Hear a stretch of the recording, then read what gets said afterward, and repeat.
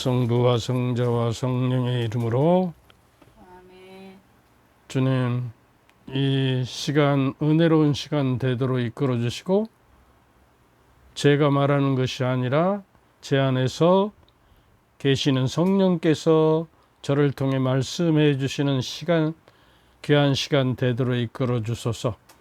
그리고 우리 안과 마음을 열어 주셔서 당신을 깨닫고 항상 깨어 당신께 나아가는 마음을 주소서. 그리고 오늘 이 시간 하나님의 모상을 담기 위해서 어떻게 해야 하는지를 가르쳐 주시고 실행할 힘과 능력을 성령께서 우리에게 도와주소서. 우리 주 그리스도를 통하여 비나이다. 아멘. 성부와 성자와 성령의 이름으로 아멘. 제가 강좌를 거짓자와 참자에 대해서 열심히 하고 있는데 하는 이유와 목적을 여러분 알아야 해요.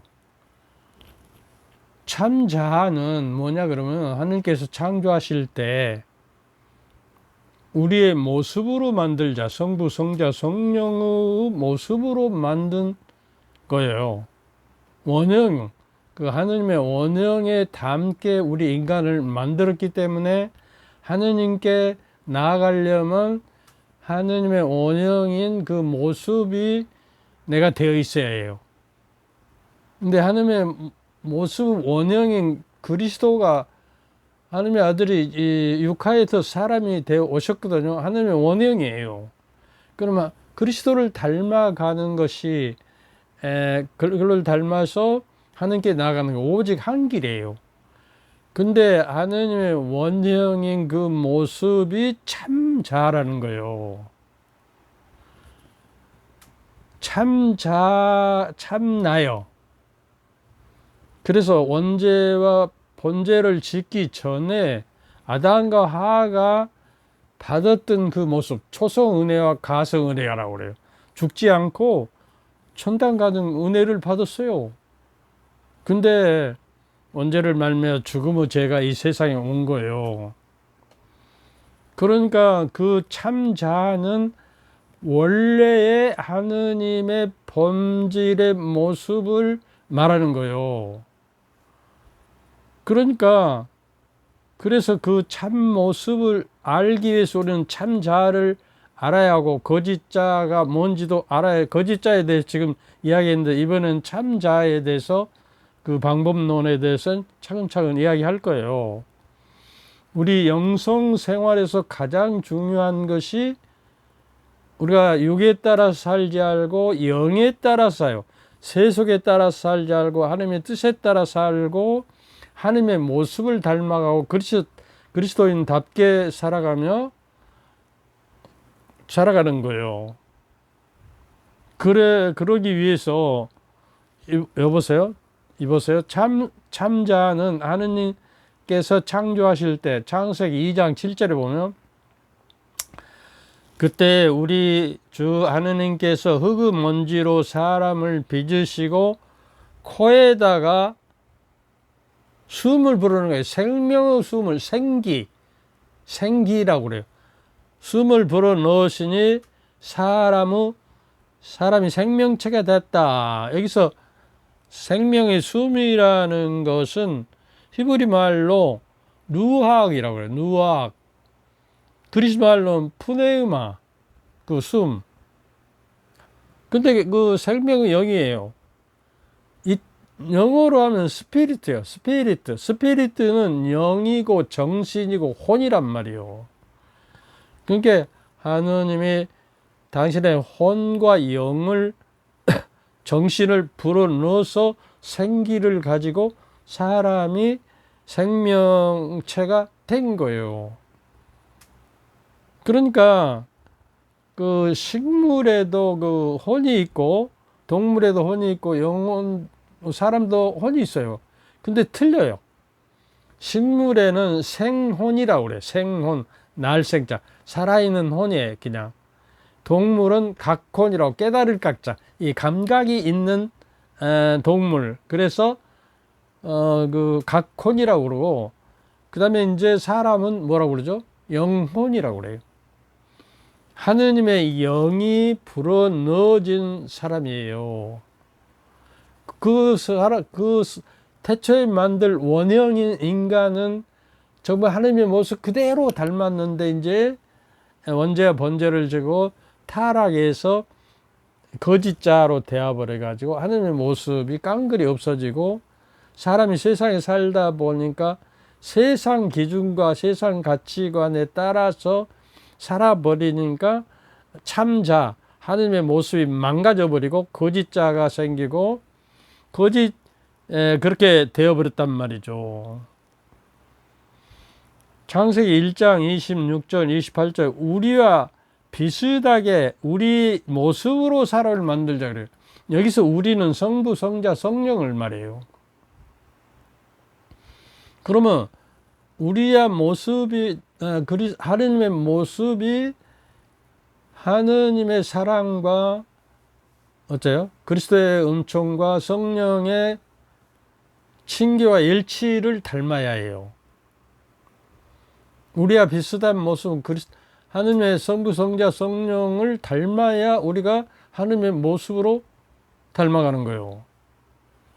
그렇게 사랑과 은총과 일치와 친교예요. 그리고 하느님은 창조 사업을 하시고 그리스도는 구원 사업을 하시고 성령께서 무슨 사업을 하죠? 성화 사업, 거룩하게 하는 사업을 하죠. 이 속성들을 우리가 닮아가야 본질적으로 하느님의 모습을 닮아가서 우리가 죽어서 하느님의 모습을 안 닮았으면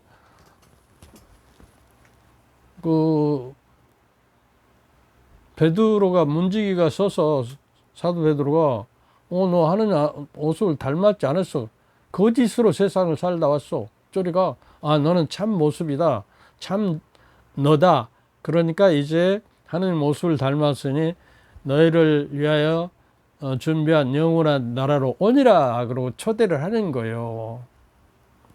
아셨어요? 이게 영성의 기본적인 원리예요. 그래서 내가 얼마만큼 하느님의 사랑과 그리스도의 은총과 성령의 감도와 친교가 내 안에 살아서 숨쉬고 있어야, 활동하고 작용하고 있어야 하는 거예요. 그렇게 될 때 내가 하느님 안에 살고 하느님이 내 안에 사는 거예요. 그리고 하느님을 사랑한다는 것은 하느님께서 주신 계명과 말씀을 지킬 때 우리는 하느님을 사랑하는 거예요. 거기에 벗어나 있으면 하느님의 사랑을 모르고, 그러니까 하느님의 사랑은 모든 덕의 완덕의 근원이에요. 결국에 하느님의 사랑으로 완덕에 이르는 거예요. 우리가 내가 완전한 같이 너희도 완전한 사람이 되어라 그랬잖아요. 하느님의 모습이 닮아야 완전한 사람이 되는 건데, 그리스도의 은총과 성령의 친교로 말미암아 사랑으로서 완성돼야 완덕에 이른다는 거예요. 잘 드세요. 이게 원리예요. 그러니까 거짓자는 세상에 태어나서 잘못된 가치가 어려서부터요. 이제 3살 먹기 시작하면 주위의 눈치를 보고 거기에 사람들에게 잘 보여서 맞추려고 거짓자를 만들어요. 가면을 써요. 너울을 쓴다고요. 그러고 이제 점점 자라나면서 세상 것의 가치관, 세상 그냥 돈이 최고고 물질이 최고다, 그래야 행복하다, 이런 가치관이 점점점 7살 때 되면 이 명호, 인식작용이 깨어나서 그때 세상의 가치관과 목적의식을 빨아들이기 시작해요. 그리고 이제 12살 이렇게 되면 완전히 세속화 되어버리죠. 하느님을 모르고 하느님의 그 참 모습을 잃어가 버린다. 일그러져 버린 인간.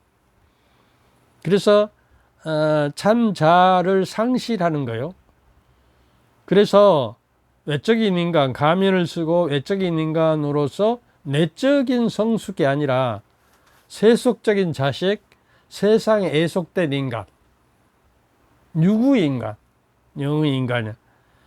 외부 세상의 기대나 평가에만 길들여지고 맞추어진 온전히 자주성과 주체성이 잃어버리는 찌그러진 인간.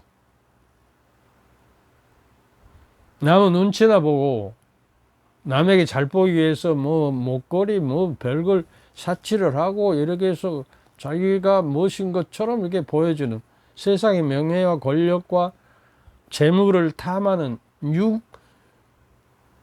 유구인간, 욕망의 인간이 되어버렸단 말이에요.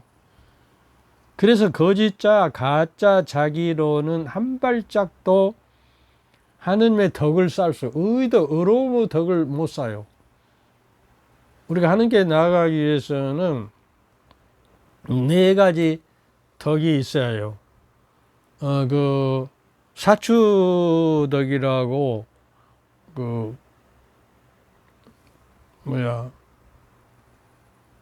문고리, 뭐라고 물었지?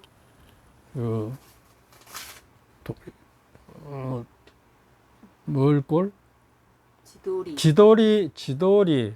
그리고 지도리하고 또 뭐? 돌적이. 옛날에 돌적이라고 그랬어요. 이 문 열면 옆에, 여기 열면 옆에 이제 고리가 있어서 그 고리가 돌아가니까 문이 열어가잖아요. 그래서 네 가지 돌적인 그 사추, 그 돌적이, 네 개 그 돌적이가 있다는 거예요. 그래야 문이 열리니까 비틀어지도 않고. 그러면 지덕, 의덕, 용덕, 절덕이라고 하는, 지덕은 지혜예요. 어떤 것이 분별의 은사를 가지고 어떤 것이 하나님의 뜻이고 선이고 악인지를 분별하는 지혜. 지덕, 의덕은 의로움의 덕이에요. 의로움은 justification이라고 해갖고 정의로운 덕이에요. 올바른 덕, 양심이 바르고 올곧고 또 하느님의 뜻에 따라 살아가는 사람. 이게 의덕이 모든 덕의 이제 머릿돌이 되는 거예요. 그 다음에 용덕, 용기. 세상 어떤 불의에도 내가 맞서서 싸워서 어떤 사악한 존재하고도 싸워서 그 성령의 칼은 하나님의 말씀이거든요. 그 성령의 칼로 물리쳐서 없애버리는 용기. 하나님을 증거하기 위해서는 내가 순교할 수 있는 마음, 목숨을 내어놓는 마음, 이런 용기예요. 이거는 성령의 은사로서 우리가 주어지는 것이죠. 지덕, 의덕, 용덕, 절덕, 절제하는 거예요. 절제는 탐식으로부터 시작합니다. 그 음식을 너무 많이 탐하는 식으로부터 시작. 이게 수도자들은 절제하는 식사를 한 거예요. 그래서 옛날 수도자들은, 옛날 그 사막 수도자들은 한 끼만 먹었어. 물론 그 시대는 먹을 것이 없어서 한 끼도 먹고 두 끼도 먹고 그랬는데, 한 끼만 먹고 먹은 사람은 수도자고 두 끼를 먹은 사람은 유구인간이고 세 끼를 먹은 사람은 짐승이다. 그러고 사막 수도자가 말씀을 합니다. 그러니까 절제하는 것, 탐식부터 시작이다. 그리고 이제 어려서부터 그 절제하는 것을 가르쳐야 해요. 애들이 뭐 어디 시장에 데리고 가면 그거 사주라고 그냥 땅에 앉아서 발을 구르고 울고 짜고 지랄병을 나잖아요. 그걸 가르쳐야 해요. 어떤 것이 좋은 것이고 나쁜 것인지를 절제할 줄 알아야, 성령의 은사 중에 열매 중에 절제도 있어요. 이 모든 것이 이제 성령의 능력으로 하는 거예요. 뭐라고 그랬죠? 사추덕이 돌적이덕이라고, 이제 그 지덕, 의덕, 용덕, 절덕. 아셨죠? 이것이 기초 문을 열어야 그 다음에 덕으로 이제 그 덕으로 나가는 거예요. 근데 하느님의 나라는 요소, 세 가지 요소가 있어야 들어간다고 그랬잖아요. 로마서 14장 17절에 하느님의 나라는 먹고 즐기는 것이 아니라 성령 안에서 누리는 의로움과, 아까 의도 있잖아요. 의로움과 뭐라고 했죠? 평화와 기쁨. 이제 다음에 기쁨에 대해서 이야기. 기쁨도 영적인 기쁨이에요. 세속적인 기쁨이 아니야, 즐거움이. 그러니까 이제 그 주님과 친교를 나누고, 그런 게 신자들의 공동체가 친교를 통해서 일치해야 하는데 불화가 있고 갈등이 있었단 말이죠. 초대교회도 있었어요. 지극한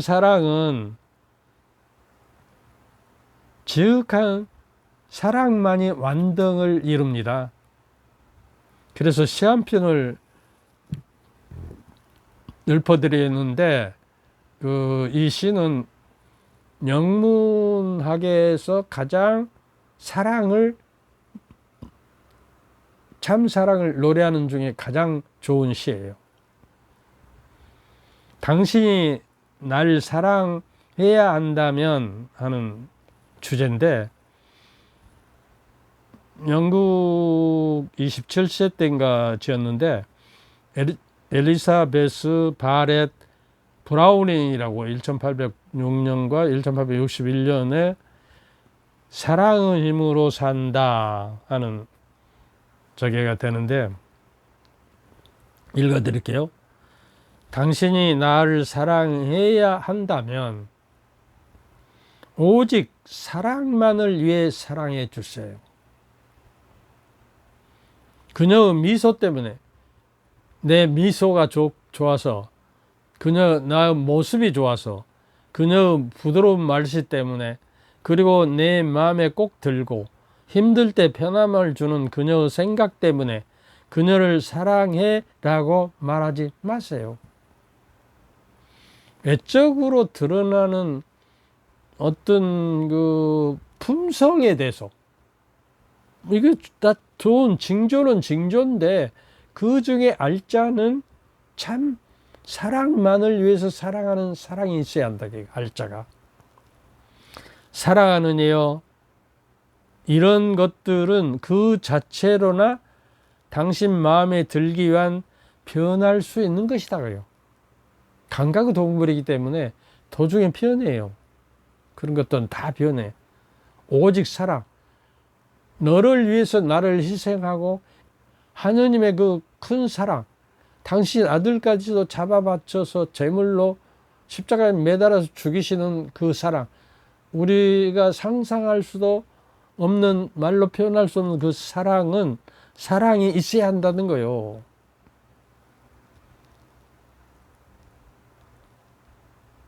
그러니까 사랑하는 이여, 이런 것들은 그 자체로나 당신 마음에 들기 위해 변할 수 있는 것, 그리고 그렇게 얻는 사랑은 어쩐다고? 그렇게 이룰 수도 있습니다. 있는 법. 내 뺨에 흐르는 눈물 닦아주고 분 연민 때문에 사랑하지도 말라는 거예요. 연민, 불쌍히 여기셔서. 당신의 위안 오래 받으면 눈물을 잊어버리고, 그러면 당신 사랑도 떠나갈 테니까요. 오직 사랑만을 위해 사랑해 주세요. 당신의 영원함으로 당신 사랑 오래오래 지니도록. 이렇게 끝나는 시예요. 그러니까 우리가 연애를 할 때나 그 외적으로 들어가는 여러 가지 나에게 좋은 감정만을 가지고 나를 사랑한다고 판단하지 말아라는 거예요. 근데 사랑의 요소는 그 사랑의 기술이란 에릭 프롬이 쓴 책에 보면 그 knowledge, 상대를 알아야 해요. 상대의 마음을 알고 상대의 깊은 뜻을 알아야 하고, knowledge, 또 사랑을 알아야 하고, 그 다음에 존경해, 상대를. 그 다음에 케어할 줄, 그 보살필 줄 알아야 해요. 알아야 하고, knowledge하고 또 한 가지가 있는 네 가지인데, 다음에 생각나면 이야기를 하고. 그래서, 그 변하지 않는 사랑. 그, 한결같은 사랑이 있어야 한다. 그러니까 미카서 6장 8절에도 그래요. 공정을 실천하고 신의를 사랑. 믿음과 의리가 있는 한결같은 사랑을 신의의 사랑이라고 그래요. 그리고 겸손한 마음으로 하는 것, 함께 걸어간다, 이런 말. 그러니까 측은한 마음이나 연민이 아니라 아무런 조건도 붙이지 않는 사랑. 그 사람이 미모가 뛰어나기 때문에, 가문이 좋고 학벌이 좋기 때문에가 아니라 오직 사랑만을 위해서 사랑을 해달라는 이 시인의 영문학 사상 가장 유명한 로맨스의 주인공인 거예요. 40살의 노처녀가 오랜 투병 생활에 지친 환자였던 시인은 당시 얼마 못 산다고 그랬어요. 아주 병에 걸려. 그래서 집에도, 밖에도 안 나오고 맨날 책만 보고 집안에서 무명했던 시인이, 당시 무명인 시인이었던 6살 연하의 로버트 브라우닝의 열렬한 기회를 받아들이면서 쓴 시입니다. 그녀는 원래 시한부 인생을 살고 있었습니다. 15살 이상 살지 못한다는 선고를 받았던 그녀가 어떻게 56세까지 살 수 있었을까요? 그 당시는 56세면 충분히 산 거예요. 저는 이렇게 고백해요. 저는 사랑의 힘 덕분이라고 생각합니다. 사랑의 힘을 생명까지도 연장할 만큼 큰 힘이라고 생각합니다. 이렇게 고백을 했어요. 오직 사랑만을 위해서. 하느님도 그래요. 하느님께 내가 드리는 적에도 뭐 봉사를 잘하고 성당에서 살 만큼 사모기를 하고 그런 게 중요한 거 아니다.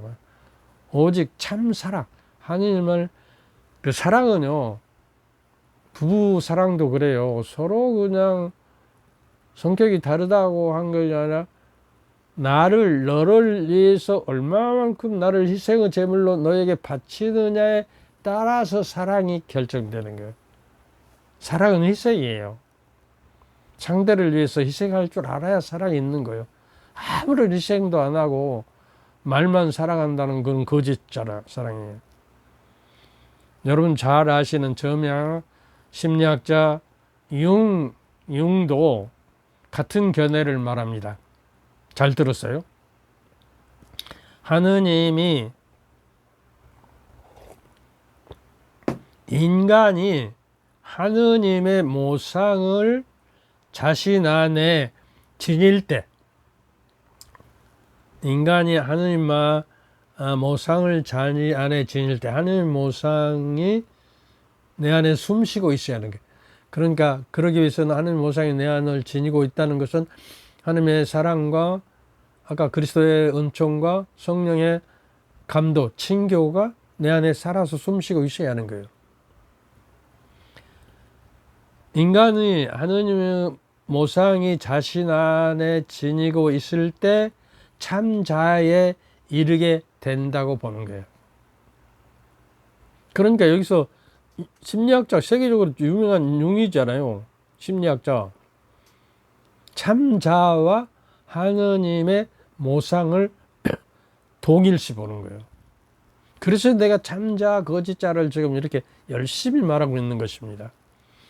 하느님은 인간의 가장 깊은 내면에 거주하시며 내 존재 시면의 중심에 거주하시며 인간은 바로 그곳에서 참자에 이른다는 것입니다. 그러니까 우리가 외적인 인간으로 세속적인 유구인간으로 살아가서는 참 자아가 형성되지 않아요. 내 내면에 깊이 들어가서 내적인 인간으로서 내 시면의 존재의 시면의 중심에 계시는 하느님과 내 참자를 거기서 하느님과 내가 만나는 거예요. 너와 내가 만남을 형성하는 것이에요. 있는 그대로의 주님, 나는 나다 그래서 나도 내가 되는 그 장소는 그러니까 우리 기도가요, 외적으로 그냥 목소리로 크게 하고 떠들고 그거는 아니에요. 우리가 말로 하는 기도는 피상적인 기도예요. 목소리로 하는 기도는 피상적인 기도예요. 마음에서 우러나고 저 마음의 시면에서 끌어올리는 생수처럼 올라오는 그 마음에서 우러나는 기도가 기도예요. 마음이 하나도 플러스 되지 않는 기도는 기도가 아니란 말이에요. 그러니까 우리가 성무일도 성직자 수도자들 의무적으로 성무일도를 하는데 그냥 목소리로만 막 있고 빨리빨리 해야지 그러고 하면 그 기도가 아니에요. 거짓 기도예요.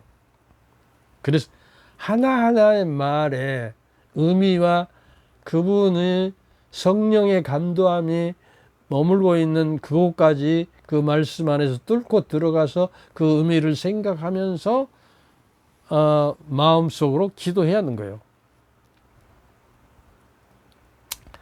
그 다음에 토마스 머튼이라고 여러분 잘 아는 현대 가장 영성학자 중에 어떤가는 참 자아는 하느님께 알려지고 내가 사랑받는 사실을 안다는 거예요. 하느님은 주무시지 않죠. 밤낮도 없고 시간과 공로 항상 당신의 하느님의 사랑의 눈길은 나를 지키고 있어요. 파수꾼처럼. 근데 하느님이 나를 한 번도 절대적으로 나를 외면한 적이 없는 거예요. 그런 사랑이에요.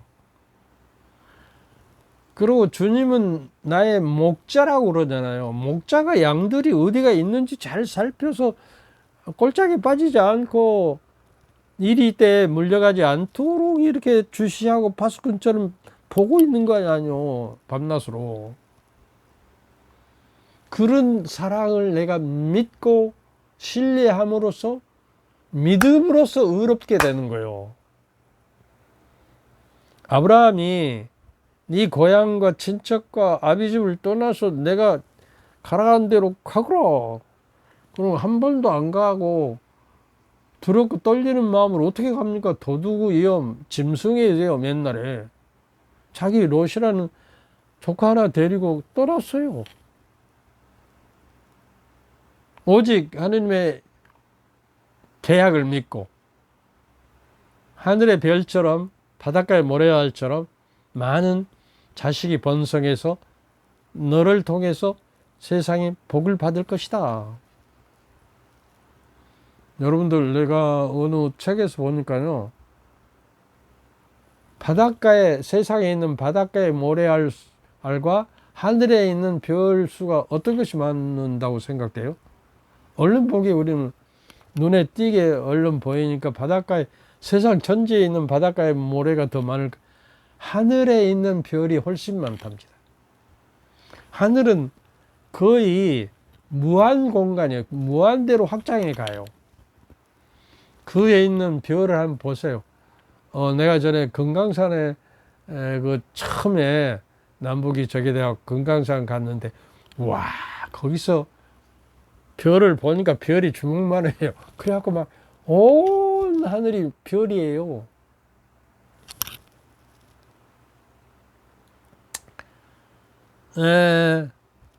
참자는 어떤 것이냐? 로마서 14장 17절에 보면 아까 이야기했죠? 참자는 충만한 기쁨이 나를 지배하는 거예요. 충만한 기쁨은 영적인 기쁨이야. 하나님의 은총으로부터 오는 기쁨. 세상에서 친구들하고 떨고 뭐하고 운동을 해서 기쁘고 그런 게 아니에요. 기쁨은 하느님 나라의 핵심 요소 중에 하나라고 아까 이야기했죠. 세 개가 있는데 뭐라고? 하느님 나라 먹고 마시는 것이 아니라 성령 안에서 누리는 뭐라고? 의로움과 기쁨과 평화와 기쁨이라. 이 세 개 요소가 있어야 하느님 나라를 가는 거예요. 성령으로 말미암아 누리는. 꼭 알아두세요. 뭐라고? 의로움, 의덕. 의로움 덕. 사추덕에서 나왔죠. 모든 덕의 으뜸이에요. 정의로운 것이 있어요.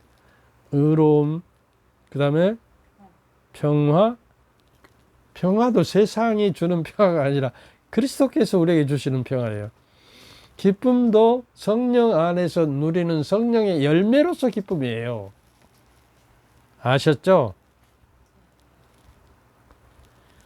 그러니까 참 기쁨을 영적인 기쁨, 주님 안에 주님의 은총을 힘입어 누리는 기쁨과 즐거움이에요.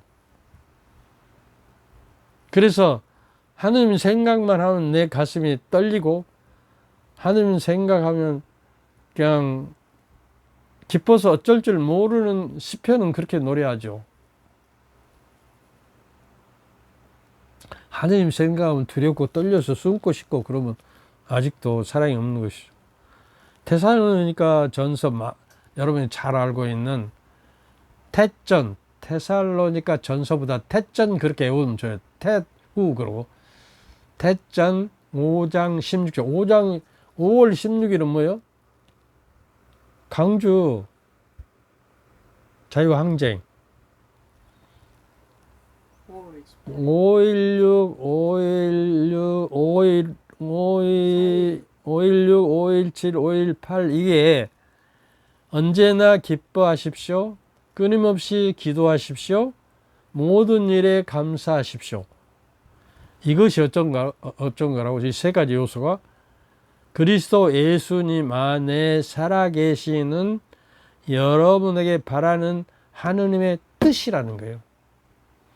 이게 이 세 가지 언제나 기뻐하고 끊임없이 기도하고 모든 일에 감사하는 것이 빠져버리면 어째요? 하느님의 뜻을 거스르는 거예요. 그리고 마지막으로 부탁, 성령의 불을 끄지 마십시오. 성령은 불꽃 모양으로 오셨잖아요. 비둘기 모양으로도 오고. 성령이 불길이 내 안에 사랑의 불길이 타올라요. 그래서 성령께 드리는 그 기도가 있어요. 오소서 성령님 내 마음을 가득 채우시어 제 안에 사랑의 불이 타오르게 하소서. 주님 성령을 보내소서 저희가 새로워지다. 그리고 온 우리가 새로워지다 하는 성령의 빛으로 저의 마음을 이끄시어 바르게 생각하고 성령의 이루를 누리게 하소서 하는 기도가 기도서에 보면 있다고 그걸 꼭 보고 기도하세요. 아침에 일어나면 그 기도를 먼저 좀 하세요. 그리고 잘 때도 성모님께 드리는 기도가 있죠. 오소서 그 성령께 드리는 기도, 아니 성모님께 드리는 기도로 마무리하도록. 그러니까 기쁨은 주님 안에 기뻐하라. 주님 안에 기뻐하는 거예요. 그냥 기뻐서 깔깔대고 친구들하고 막 놀아나면서 기뻐하고 즐거워하고 술 먹고 기뻐하고 그런 게 아니야. 그 다음에 두 번째, 세상 것에 기뻐하라 하지 않았어요. 부하로 저 높은 것을 하늘의 것을 추구하라 그랬어요. 세상 것을 버리고 두 주인을 섬길 수가 없다. 그리고 여기서 또 한 가지 저기 합시다. 몇 초 안 남았어요. 이것만 하고 또 끝나도록 합시다. 야고보서 4장 4절에 보면 야고보서 4:4 에오도 여기에 그냥 글자를 써놓고요. 글자 이미지를 여기다 각인시켜보면 딱 떠올라요. 절조 없는 사람들, 이 세상과 짜가면 하느님에게 하느님을 등지게 된다는 것을 알지 못합니까? 세상과 짜가면. 그래서 내가 어떤 신자에게 너는 세상 친구들과 맨날 놀아오니까 너는 세수가 될 것이야. 이게 뭐라 하는지 알아요? 나는 타고나서 그래요. 어쩔 수가 없어요. 그 핑계가 됩니까? 타고났어도 세례를 받아서 내 본성이 바꿔져야 하는 거예요. 고양대에서. 세상과 짜가면 하느님을 등지게 된다는 것을 알지 못합니까? 누구든지 이 세상의 친구가 되려고 하는 사람은 하느님의 뭐가 된다고? 원수가 되는 거예요. 여기까지 하고 앞으로 이제 점점 그 참자아가 되려면 하느님 모습을 닮아 어떻게 하는가, 그 다음 강의도 지겹도록 여러분에게 할 테니까 잘 좀 들어. 그리고 이제 여름이라 그런지요, 접속사가 적어요. 75명 정 100이 넘어야 그 유튜브를 하는 그 회사가 광고도 띄어서 그 이득을 내고, 그런데 그냥 공짜로 해주거든요. 이렇게 저는, 다른 사람은 안 그래도, 이게 우리가 천주교 성당 이름으로 하기 때문에. 그래서 다른 사람이 접속하고 싶은 마음이 들 때, 우리가 물건을 살 때도 댓글이 많이 달려서 보고 많은 사람이 사는 걸 사잖아요. 그러듯이 여러분이 좀 댓글도 달아주시고, 그렇게 인색하면 질제종에 걸린다니까, 7가지 죄의 뿌리에 걸려요. 인색하지 말고 신부님이 애타게 여러분을 위해서 상고를 겪듯이 여러분이 좀 새로운 신앙생활을 하도록 이렇게 저기 하는 이 애타는 마음을 좀 알아주기 위해서라도 감사합니다는 말도 좋지만, 아, 그렇군요. 그리고 동감하고 그 참자가 참 하느님의 모습을 닮은 걸 이야기하거든요. 감사합니다. 명심하겠습니다. 이렇게 한마디 써주면 좋은데 그렇게 어렵지 않아요. 근데 100명, 150명 해도 댓글은 5개, 6개 달려요. 우리 천주교 신자들이 이렇게 인색한지 몰랐어요.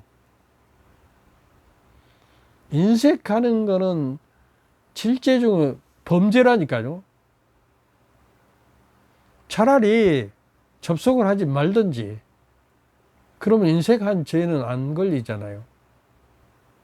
이렇게 해도 댓글도 안 달고 좋아도 안 눌러줍니다. 내가 돈을, 좋아를 많이 하고 댓글이 많이 하면 돈을 받는 거예요? 아니요, 나는 공짜로 해주니까 공짜로 한다고요. 돈 안 받아요. 이렇게 이야기도 안 해. 다음에 봅시다. 댓글 한 5, 6개밖에 안 달려요. 좋아요도 겨우 뭐 몇 개. 환장하겠어. 이런 사람들을 데리고, 이게 인색한 사람을 데리고 내가 강의를 열심히 빼빠지게 해도 별로 효과가 없을까? 이렇게 완고하고 마음이 그 응답하지 않은 사람들에게는 깨달음이 안 될 것 같아요. 이렇게 이야기해도 안 달아주니까 다음에 봅시다. 이게 내가 좋자고 하는 거 아니야. 여러분이 좋으면 홍보를 좀 해주라는, 댓글이 많이 달고 좋아가 달리면 뜬금없이 이렇게 조사를 하다가 한번 들어오고 싶은 거예요. 이만 그만 좀 하면, 여러분을 꾸짖는 것이 아니라 여러분에게 덕이 되는 거예요. 응답할 줄 아는 자에게 은총이 주어지거든요. 사제직부대 축복을 드려. 주님께서 여러분과 함께 전능하신 천주 성부와 성자와 성령께서는 여러분과 여러분 가족 모두에게 축복을 내리시어 길이 머물게 하소서. 아멘. 감사합니다. 감사합니다.